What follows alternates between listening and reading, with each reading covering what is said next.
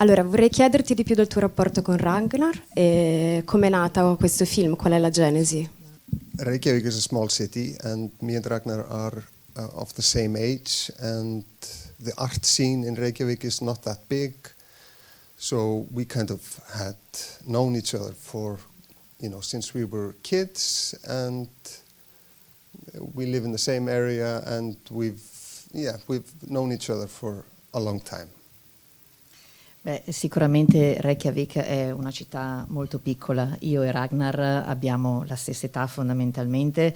La scena artistica non è molto grande a Reykjavik e fondamentalmente ci conosciamo sin da quando siamo bambini, anche perché viviamo appunto nella stessa città. Tu hai realizzato un documentario nel 2010 che si intitola Gnar, sulla vicenda di Jon Gnar, un musicista punk, uno scrittore, un comico, e della sua corsa per diventare sindaco di Reykjavik, che poi è diventato. Gnar non aveva background politico. In questo film, come in quel film, è importantissimo il rapporto tra l'arte e il potere. Sono curiosa di sapere la tua su cosa ne pensi di questa dicotomia arte e potere e appunto alla luce anche di quello che abbiamo visto in Soviet Barbara, insomma, come può esprimersi l'arte? Political power and art are a fascinating thing because in the other documentary, Gnar, from 2010, where we had this genius Icelandic comedian become a mayor of Reykjavik accidentally. He actually was one of the best mayors that Reykjavik has ever had, and did so much, at least for the art scene and for the people, and listened to the people. And I think power and politics, they need a break for a while, from the heavy power people and heavy political people. So I think that, in that sense, art is a very welcome guest into the world of power and politics. Yeah. Sì, sicuramente il potere, la politica e l'arte sono due mondi affascinanti, ognuno a proprio modo. In Gnar, nel documentario che ho girato appunto nel 2010, ho parlato di questo grandissimo attore islandese, un genio, che poi è riuscito a diventare, per caso fondamentalmente, sindaco di Reykjavik, e alla fine è diventato uno dei migliori sindaci che la città abbia mai avuto, proprio perché non era politico di per sé, non era la sua natura quella di essere politico, e quindi non ha fatto altro che ascoltare le persone, ascoltare l'arte, ha promosso l'arte e ha fatto tantissimo per la città. Quindi credo fondamentalmente che bisogna cercare per un certo periodo di tempo, forse anche per un lungo periodo di tempo, fare in modo che la politica si allontani dai politici veri e propri e venga data in mano invece a persone di altro genere. E è per questo che l'arte trova appunto il suo posto nella politica. Tu hai girato anche un film di finzione nel 2019, Thirst. Un horror, un film di genere, un film sui vampiri. Qual è il tuo rapporto col cinema di finzione da documentarista anche?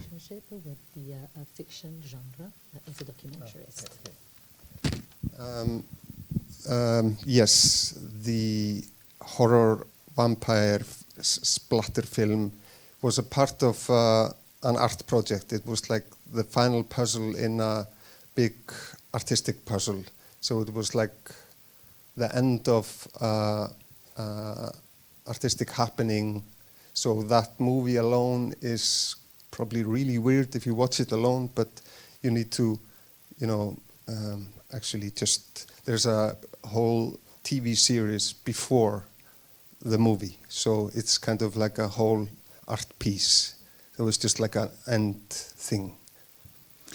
Sì, il film horror era un film che ho girato sui vampiri, un film splatter, faceva in realtà parte di un progetto artistico molto più complicato, molto più completo, quindi diciamo che era solamente un pezzo del puzzle all'interno di un'opera artistica più grande, perché in realtà il film non era un film di per sé, ma faceva parte di una serie TV che era stata girata prima del film, da cui poi è stato estratto. Quindi in realtà se si guarda il film di per sé appare un po' strano, proprio perché fa parte di un progetto artistico molto più ampio.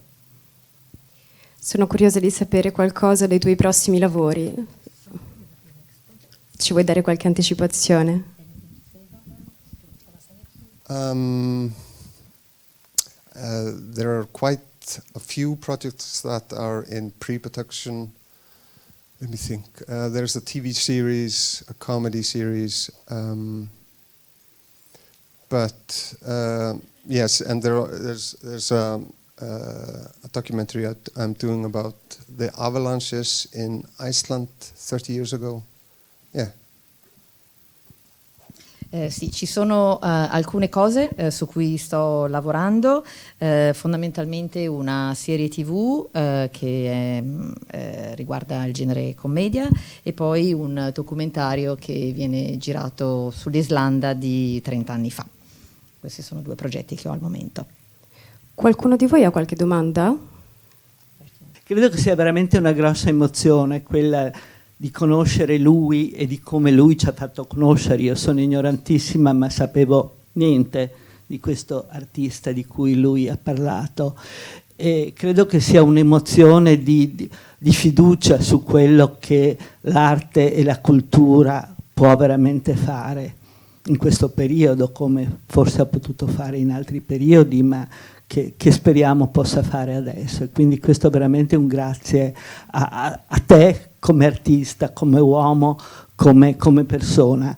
Io sono curiosa ignorantemente di capire in quei mesi che tu hai fatto nella pre-opening, no, del novembre, quindi sarà stato novembre-dicembre del 2021, come tu stesso hai avuto il permesso di fare tutte quelle cose, anche le video interviste ai vari critici americani o meno, e prima di questo come l'artista ha avuto il permesso di fare, che poi l'ha chiusa, quella mostra in quello spazio importantissimo, se il permesso è dato dal milionario, che io non so neanche chi sia, chi è il gestore di quella cosa, quanto è il milionario gestore insieme allo Stato, no? Viene da dire, vabbè, Putin forse non, logicamente non ha neanche capito cosa stava vedendo e quindi, però qualcuno ha dato il permesso. Cioè, sono stupida o me la chiedo come domanda di un po' anche di base, no? E come ha potuto Masha della Pussy Riot venire lì nonostante gli agenti, come tu sei riuscito, capito? Cioè tu, come l'artista, sei riuscito a far passare il confine a Masha e farla diventare cittadina islandese. Scusa, è una curiosità, ma credo che faccia parte di questo. Abbiamo un po' di domande qua. Realismo, hai dato realismo ad un'utopia in un certo senso, no? Dal punto di vista artistico, ma anche la concretezza di come sei riuscito a fare questo. Non so se interessi anche ad altri, ma... Yes, of course. To do an exhibition at this scale in Moscow, you have to have all permits, and we also had all permits to film. There's a little bit of footage that, you know, like when Putin is in the museum, it was just the film crew from the Kremlin, not us. So we had to, before the war started, Russia was in cooperation with the European news media, so it went into like the Icelandic media, and we could pick it up there before they were kicked out of there. So yes, we had all the permits. What was there was another question? How was it possible that Masha came? Oh yeah. She just appeared there, and we were like, is that her? Is that really her? And you know, somebody like, hey, you have to come here, and we just I approached her, and we let Ragnar know, and we gave her a microphone and asked her if it was okay if we filmed them walking through the exhibition together. And it's just the first time they meet, and it's like it's kind of a meant to be thing. And also after shooting that, we were really a bit scared. You know, I remember just taking all the cards from the cameras and putting it in our socks, and just like, you know, we didn't want anybody to take it and destroy it, and yeah. Sì, ovviamente per organizzare una mostra di questa portata in Russia bisogna avere tutti i permessi del caso, e noi in realtà eravamo riusciti ad avere tutte le autorizzazioni. Poi è vero che abbiamo usato anche delle immagini che non abbiamo prodotto noi, perché ad esempio quando vedete le scene del film in cui Putin arriva e visita il museo, c'era proprio una troupe televisiva del Cremlino che si è occupata di fare le riprese, non siamo stati noi che abbiamo potuto farle, anche perché prima dell'inizio della guerra in Ucraina la TV russa collaborava comunque con dei media televisivi europei, e di conseguenza abbiamo potuto accaparrarci queste immagini, trovare queste immagini e usufruirne senza troppi problemi. Per quanto riguarda Masha, in realtà Masha è comparsa, non è che noi l'abbiamo invitata, è arrivata nel museo e quando noi l'abbiamo vista entrare ci siamo chiesti: ma è veramente lei? Quindi non abbiamo fatto altro che prendere un microfono, l'abbiamo avvicinata, le abbiamo chiesto se volesse essere ripresa insieme a Ragnar mentre visitava il museo. Lei ovviamente ci ha risposto di sì, e quindi siamo stati molto fortunati in tutto questo, ma voglio anche pensare che era destino, e quindi ne abbiamo approfittato a piene mani. E ovviamente dopo che abbiamo girato le scene con Masha avevamo anche un po' paura, quindi non abbiamo fatto altro che prendere tutte le bobine, tutto il materiale che avevamo girato, e abbiamo cominciato a nasconderlo. Ce ne siamo nascosti anche nelle calze, nelle scarpe, in maniera tale che non potessero togliercelo.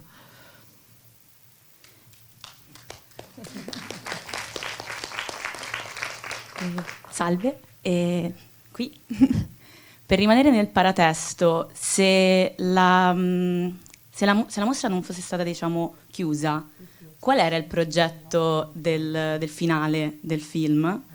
E quindi alla fine la chiusura della storia, quella in programma? E poi è una mia immaginazione o ci sono stati dei momenti dove la messa in scena era un po' una telenovela? O è una mia fissazione? We started with the project because we thought the idea of putting up, you know, doing the Santa Barbara living sculpture thing was so crazy, and because I spoke a lot with Ragnar before we started shooting, and he was telling me about what he was going to be doing, and it took me about 2 weeks just to understand the whole thing, because just that the thing that this television show was so enormously big in Russia, and it kind of changed their whole psyche and how they looked at the West. It's like their first kind of glimpse into the West, and what a strange glimpse. These, you know, all these Donald Trump types, you know, really vulgar and brutal and animalistic kind of. So I thought that was really interesting, and before we went to Moscow, we had lined up many interviews with people who were going to tell us about Santa Barbara in Russia. So we had like a band that traveled all around Russia with members from the Santa Barbara show. It was a completely different movie that we were going to do.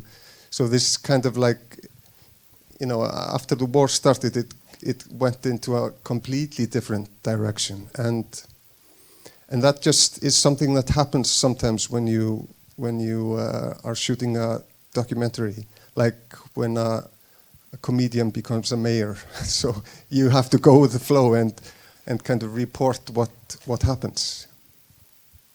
it's edited over a long time, and you know, you do the first edit, then you rest for 3 months, and you go back at it, and you try to tell a story, and you try to make it interesting and make it make sense, and probably, I think there are many layers in this movie, and I'm not sure, but I think I understand what you're talking about. But I think you're onto something, yes. Per quanto riguarda la prima domanda, quando abbiamo iniziato il progetto, l'idea in realtà era quella di centrare tutto il documentario su Santa Barbara, proprio perché Santa Barbara era stato molto importante per la storia della Russia all'epoca. E mi ricordo che all'inizio era un'idea abbastanza folle, anche perché prima di capirla ho parlato per un paio di settimane con Ragnar per cercare di capire esattamente che cosa volesse, ma in realtà non riuscivo a capire che cosa voleva fare. E appunto Santa Barbara per la Russia all'epoca, quando è arrivata come soap opera nel paese, è stata una grande rivoluzione, proprio perché ha cambiato totalmente la mentalità delle persone. Era anche il primo contatto che i russi in quel momento, dopo il crollo dell'Unione Sovietica, hanno avuto con l'Occidente, e hanno cominciato quindi a vedere questo Occidente che magari era anche un po' diverso da quello che si immaginavano, un Occidente anche magari stile Trump, come potrebbe essere adesso, ed era un'idea molto interessante. Prima di andare a Mosca in realtà l'idea era quella anche di mostrare le varie interviste che abbiamo fatto poi con le persone, perché siamo andati proprio in giro a intervistare le persone, chiedendo loro, i russi, chiedendo loro che cosa ne pensassero di Santa Barbara. E quindi fondamentalmente questa era l'inizio. Poi dopo è scoppiata la guerra e le cose hanno preso un'altra piega, quindi siamo andati in un'altra direzione, ma fondamentalmente spesso succede quando giri un documentario, perché spesso inizi con un'idea e poi finisci con un'altra idea, ma del resto anche Ragnar è nato come comico artista e poi alla fine è diventato un sindaco, quindi c'è una sorta di rivoluzione. E per quanto riguarda la seconda domanda, anche se non riesci a capire esattamente che cosa gli vuoi chiedere, in realtà forse questa idea che ci sia un po' di finzione all'interno del docufilm è data anche dal fatto che il montaggio è stato molto lungo, perché c'è stato un primo montaggio, dopodiché ci siamo dovuti fermare per 3 mesi e c'è stato un secondo montaggio, e quindi quando ricominci a montare quello che vuoi fare è cercare di rendere la storia sempre più interessante. È anche vero che ci sono molti strati che si sovrappongono all'interno del docufilm, quindi forse può risultare un po' strano, ecco. È stata un'idea di Ragnar che ti ha chiesto di documentare quello che lui stava andando a fare, o sei tu che sei venuto a sapere di questo e hai detto no, voglio farne un documentario? Okay, it's a good question. I was actually doing a docu-series about modern art in Iceland, and we were speaking together. I was getting, ideas from him about which artists we should be interviewing. And then he started telling me about this, and we also have another common friend that was working on this with him, that had told me about it before, and I was like, this is a really stupid thing to do. And but then he started telling me about what the whole thing and the story about Santa Barbara in Russia and what he intended to do.